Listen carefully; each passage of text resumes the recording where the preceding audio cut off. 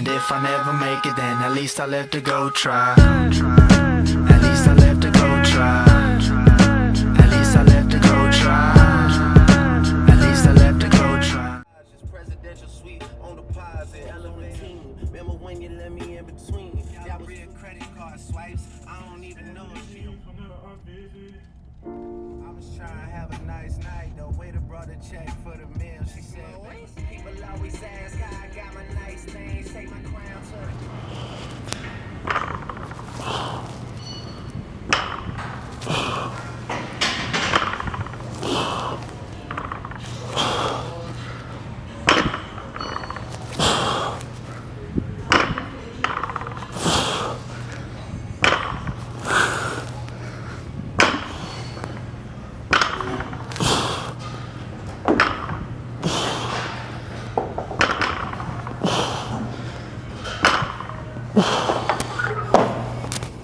Alright guys, we're having a pool day today. This is my first time deadlifting in a while, so I'm gonna hit these deadlifts, taking it easy, kind of easing back into it. We're gonna do 5 sets. Right now I'm gonna try to hit 185 for like 10. So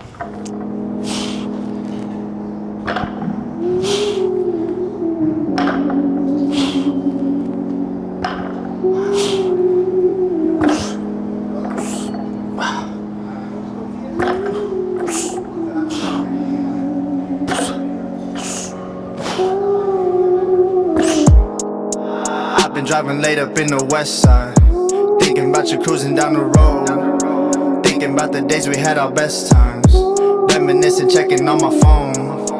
Me and you were only just a test drive, but I'm happy that you finally found your way. Now I'm the one who's out here trying to get by, cause I'm the one who had to lose the game. Now I gotta see you with the next guy, but I guess I gotta get it how it goes. Spend a minute out here trying to get high, just to try to balance out the lows.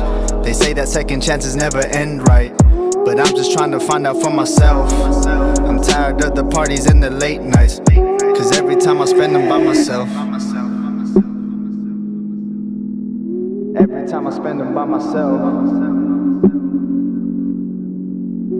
Every time I spend them by myself. Spend them by myself.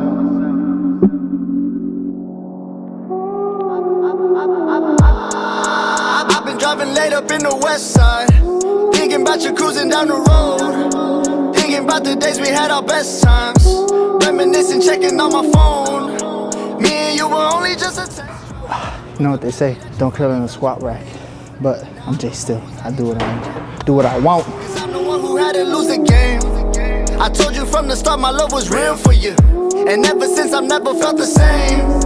Cause all these women that be trying to be with me can never seem to take you out my brain. And I don't wanna tell you what you mean to me, but if I die I'd rather let you know, cause empty words ain't gonna change a thing for me.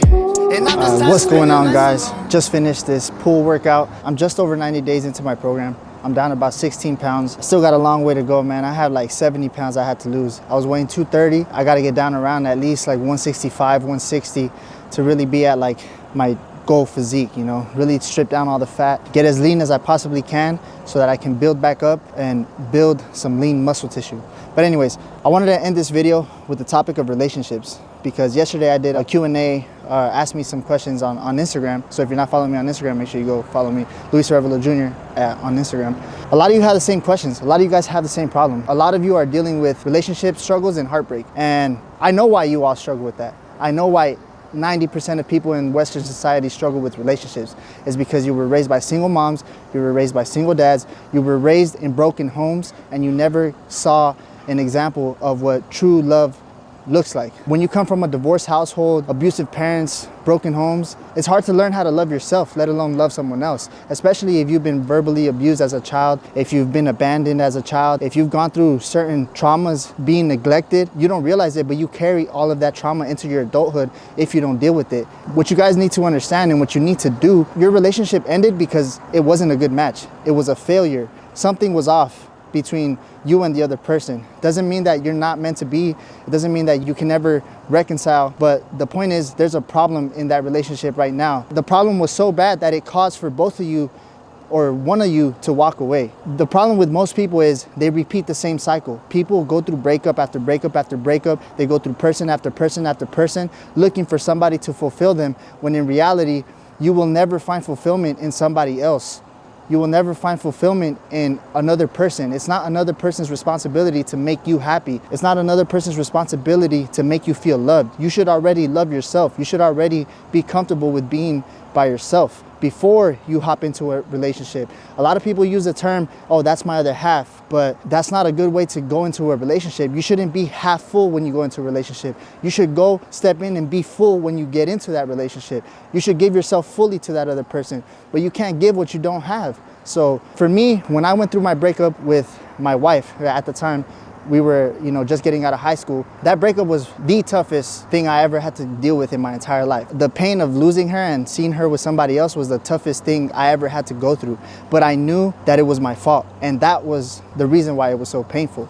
And in the moment, obviously, I didn't feel that way. In the moment, it was like the end of the world for me. In the moment, it was like the worst thing that could have ever happened to me. But obviously, over the course of the last 5-6 years, I worked on myself. I figured out, I went through a period of depression. I went through that phase where all you can think about is her, what she's doing, who she's with, what she's doing with another guy, if she's thinking about me. Like all of these things, I went through all of that. I went through all of that self-implicated suffering. I was suffering because I was focused on her instead of focusing on myself and the things that I needed to work on. And the reality is, back then, I didn't feel worthy. I didn't feel like I deserved her. So I would always accuse her of wanting to leave me, or if we ever got into an argument, I would always break up with her because I was afraid that she would break up with me first. Because in the back of my mind, I always felt that she would eventually leave me. And when you treat someone that way, you always treat them like they're gonna leave you. Eventually they will. What you fear, you attract. Whatever you focus on, you attract. And fear is a strong emotion. So if you're living in a constant fearful state, you're going to do things that are gonna cause that fear to become a reality. For example, if you're always fearing your partner's gonna cheat on you, you're always accusing them of cheating, and you're always doing stuff that annoys someone who's healthy, someone who knows how to treat you. Eventually that person is gonna get tired of you always accusing them of doing something that they're not doing. Eventually that person is gonna get sick that you're always getting upset when they talk to someone of the opposite sex. Eventually someone is gonna get tired of that. And you guys need to focus on being by yourselves first and developing the skills necessary for a long-term relationship. I didn't really learn what a real relationship looked like until I became a Christian, until I went to church and gave my life to Christ, and I started seeing all these young married couples. I had never seen anybody married in my life in their 20s. Coming from a Hispanic background, people don't really get married, people just live together. And you get used to seeing that, but the reality is marriage is a symbol of the relationship between Christ and the church. So in that same way, a husband must love and sacrifice for his wife the same way Christ loved and sacrificed for his church. And until you are able to love yourself and get out of your own head and get out of your own way, you won't be able to find true love and fulfillment, because you will always put your traumas on the other person. I'm not here to try to convince you guys to believe in Christ. I'm just here to share the message. And all I can say is that Christ helped me get through that breakup, because once I figured out who I was in Christ, I realized that all I need and all I have is in Christ alone. I'm good already. I've already won because I've been saved. Everything else is just a cherry on top. All of this is just extra. I've already been given the greatest gift God could have ever given me, and that was salvation, the gift of salvation. And on top of that, because I did the work on myself, because I spent years by myself, working on myself, learning how to communicate, learning how to be patient, learning how to compromise and do things that I never wanted to do. I was a selfish person back then. I was a selfish person when I was younger. I didn't care about what the other person wanted. All I cared about was what I wanted. That's never gonna create a successful relationship. A lot of you guys are so stuck on, I don't need a man, I don't need a woman. One side is saying, I don't need you. The other side is saying, I don't need you. So at the end of the day, you guys want to come together, but yet you're both acting like you don't need each other, making yourselves go crazy because you're expecting something that's not gonna happen.